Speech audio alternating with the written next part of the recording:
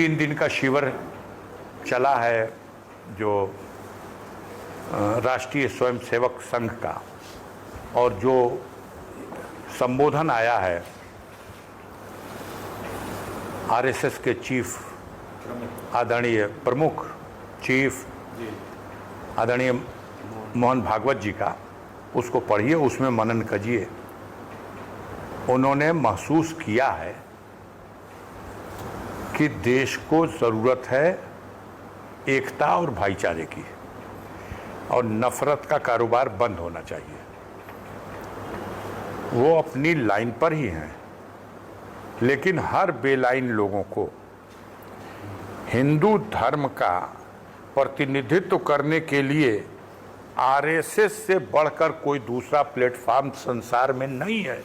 और उसका मुखिया कहता है कि हर मस्जिद में और हर मज़ार में आप शिवलिंग तलाश करोगे तो देश को कमज़ोर करेगा।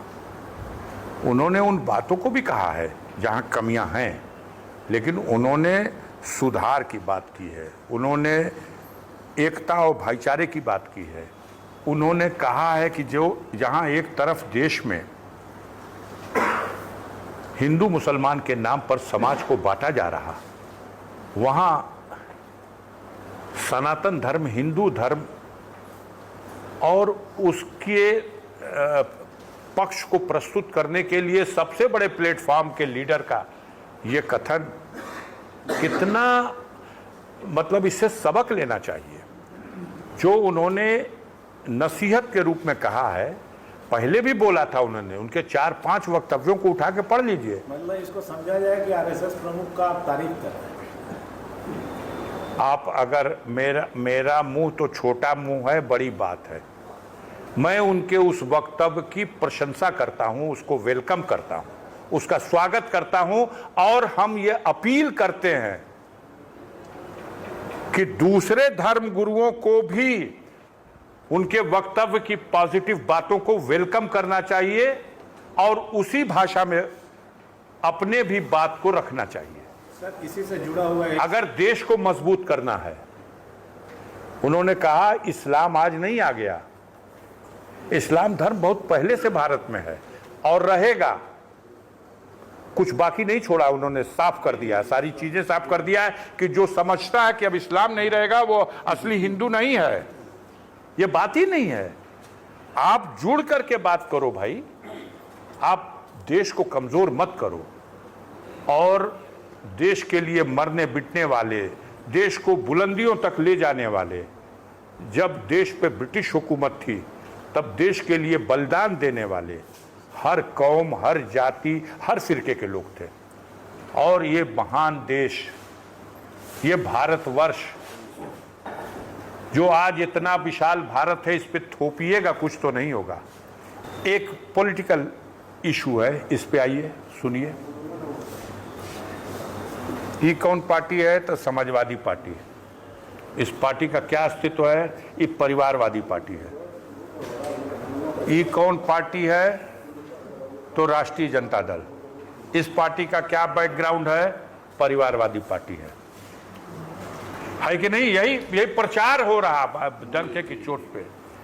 ये कांग्रेस पार्टी है, ये परिवारवादी पार्टी है। क्यों? पंडित जवाहरलाल नेहरू और उसके बाद श्रीमती इंदिरा गांधी, फिर राजीव गांधी, और अब है ना। आप बताओ, ये तो नसीब की बात है। चाणक्य ने भी कहा था कि जिसके पास अपना परिवार नहीं होता वो दूसरे के परिवार के दर्द को समझ ही नहीं सकता। मालिक जो दिल्ली में बैठे हैं उनका भी कोई परिवार ही नहीं। प्रयास करत लाइसेंसी परिवार की बात कर रहे हैं, गैर लाइसेंसी परिवार की बात नहीं कर रहे हैं। जो उत्तर प्रदेश में बैठे हुए हैं इनके पास कोई अपना परिवार नहीं, तो ये तो इनका दुर्भाग्य है। उस ऊपर वाले ने इनको औलाद भी नहीं दिया, तो औलाद का दर्द ये क्या जानेंगे। और कहा है, बहुत बड़े मंत्री माने गए हैं चाणक्य, उन्होंने कहा था, जब उनसे कहे लोग कि आप क्यों नहीं राजा बनते, आप क्यों अशोक को राजा बनाना चाहते हैं? तब उस अवसर पे उन्होंने कहा था, सुनो, हम ही नहीं, इस संसार में जिसके पास परिवार न हो उसको कभी राजा मत बनाना। ऊ का जानी पीर पराई, जेकर गोड़ न फटे बवाई। जब आपको उसका परिवार का दर्द नहीं पता है तो आप तो दमन करोगे, बुलडोजर चलाओगे,